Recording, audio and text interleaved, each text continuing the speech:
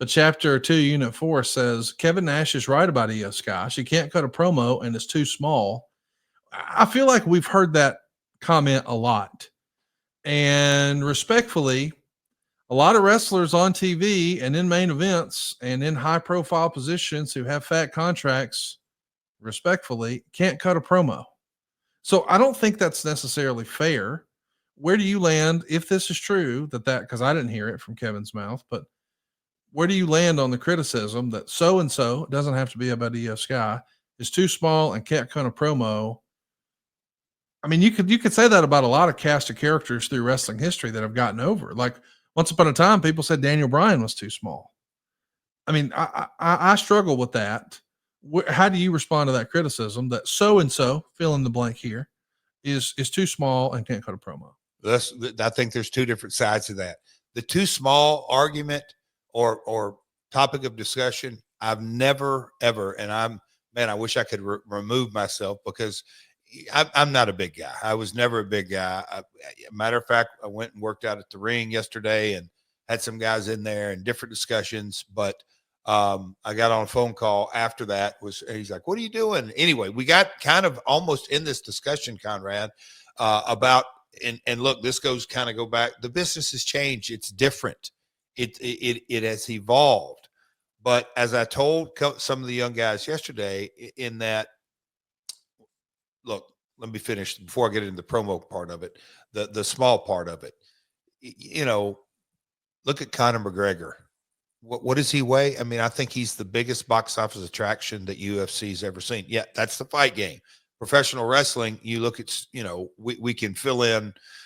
There's a lot of guys that are a lot bigger than fill in the blank. Hulk was a big guy. Stone Cold, relatively big, but they're not the biggest, all that kind of stuff. It's all in the persona. So, in this territory, Mole Man, I don't say he loves small guys, but he never, ever was a big fan of the big guys because his opinion was they just can't deliver the match that's needed.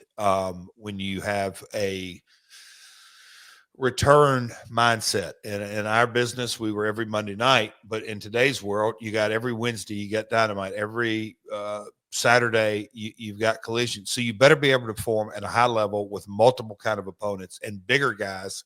It's just much harder. So I don't ever subscribe to the fact this guy's too small to do anything. I truly would like to say, I don't want to say it's irrelevant, but it is way down the list of priorities. Now, that being said, the promo side of things, and yes, the business has changed, and you were talking about promoting the brand as opposed to the personalities, if you will. I'm still going to go into it is so hard this day and age to get over by just, I don't like this term, your move set, because they're all, I don't say exactly the same, but they all can blend together. And that's in this generation. Well, in the 90s, you take the 10 top, quote unquote, in-ring workers. Yeah, they had different styles, and Sean or Brett and, whoever you wanted to put in WCW and all that kind of stuff. But what has always set people apart is the promo ability. How can you talk them in the building? And that always, I believe, will be where the rubber meets the road. If you can cut a promo, you can create revenue for yourself and for the promotion as long as you can deliver that. I'll say this in my own experience. Love it or hate it, a guitar shot creates a moment. Love it or hate it, I can do a babyface promo or a heel promo. I can make my opponents look good. It's never been about my ability to do high spots or anything like that. And we could fill in the blank with a bunch of other guys. No doubt about it. The promo ability, to me, is the measuring stick to the value of a talent to a roster. I just think there's no gray area. If you can't cut a promo, man, oh man, it is really hard to get you into an episodic nature of programming. It can be done, but then you get into, the big matches, and then the cycle of that. But, the weekly episode, we're telling stories. How do we tell stories? With our promos and our matches. If you're cutting that in half, it creates a challenge. So if you can cut a promo and tell a story, I think it's invaluable. And I tell every seminar, folks, I told those guys yesterday that as much as you do your in-ring work and work your ass off and get as many reps as you can, I don't care how small the crowd is or how big it is or how far you got to drive, do all that, but work equally as hard on your out of ring stuff as you do on your in-ring stuff, because ultimately that's what matters. You've got to be able to talk them into the building. Jeff, do you think that matters most as a top guy? Like in my mind, I think of something Dusty said once upon a time where he said, wrestling's supposed to be like a buffet. You're supposed to have something for everybody. Wrestling's like the circus. So you need your trapeze artists, you need your lion tamers, you need your clowns. So you've got to have different stuff.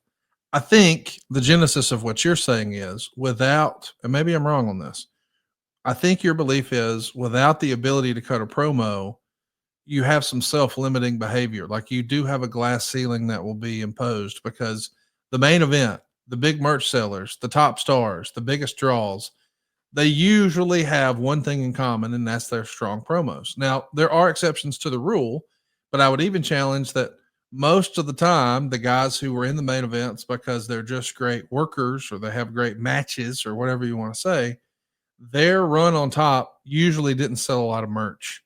And I think that's the position that Kevin Nash comes from, which is, I mean, even when he gave a compliment or everybody was talking all about Will Ospreay once upon a time, he says, what are his merch numbers? What's his merch look like? Because to Kevin, being old school in the promoter sense, hey, people are voting with their wallet. Are they buying tickets to come see him? Or are they buying the merch? Like, are they opening up their wallet? Are they voting with their wallet? I think that's what you mean, because we clearly know that you got to have a popcorn match. You got to have a tag match. You got to have a ladies match. You got to have a hot start. You definitely want some lucha. Maybe you have some blood. So there can be something for everybody. But the thing that's going to be the common denominator amongst your top draws in history is they can talk, right? I'll tell you a story that popped in my brain yesterday. Conrad, I bit my lip because I said, I don't need to give these guys this kind of, because it just be less is more, quick speech. But we're on the pot, so I'll tell it to you. And I can't tell you how many times Lawler or my father or others with this, but Dusty, he came up on Wednesdays as a talent, and your favorite line in a trash can, but he was we'll call him a Wednesday regular in the asylum. But Dusty literally would walk in, especially the first 6-8 Wednesdays we had him walk in, stand there with his cowboy hat. He had that old raggedy bag that was straight up Dusty and all this, and he'd look around. And a couple of times I said, Bob, go meet him. But he wanted to be paid when he walked in the door. I got it. We were a startup. He wanted to get paid. He doesn't, and I got that. I totally get that. So we paid him all this, but he came literally as a talent and wanted to really know, and he would watch the show, but he wanted to know what he was doing, how he could make it better, if he was okay with it, just kind of ebb and flow. But he was really worried about that. When we got to Orlando and he was coming in, and before they kind of made the decision, hey, Jeff, you need help. You got a lot going on at home. And we won't get into that because we've covered it on a lot of the episodes. But me and Dusty had a couple of cool sit downs that he was just picking my brain. And Conrad, do you know when we went through the whole talent roster? I mean, okay, let's look at it. First question out of his mouth. Can he talk? Okay, well, he's all right and all this. Okay, we get to the next talent. Well, can he talk? Can you teach him to talk? A guy like Dusty Rhodes, that was, at that stage in my career, I'd heard, my upbringing, the different, Dallas and Eric Embry, and doing the TVs on Friday nights and having to work with my dad and Eric, and it just kind of those conversations. I'm still new to the booking and being a part of all that, and the Memphis TVs, I was still really cutting my teeth. And, you go to WWF and get that schooling. But you know, I'm TNA, and I'm literally kind of year one,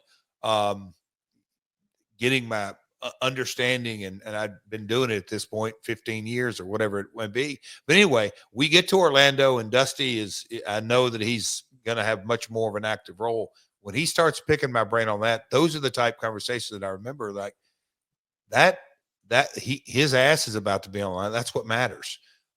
So I don't think that's old school mentality. I just, you know, you listen to the basketball coaches and the NIL money and all that kind of stuff in basketball that's flooding in like crazy, like football. But basketball, those guys will say, guys in and out of the portal, can he play defense and will he rebound for me? I mean, they don't ask if you can score. So I think that is the very fundamentals of really making a team successful. And that is at the top of the list for a wrestler. Can you cut a promo?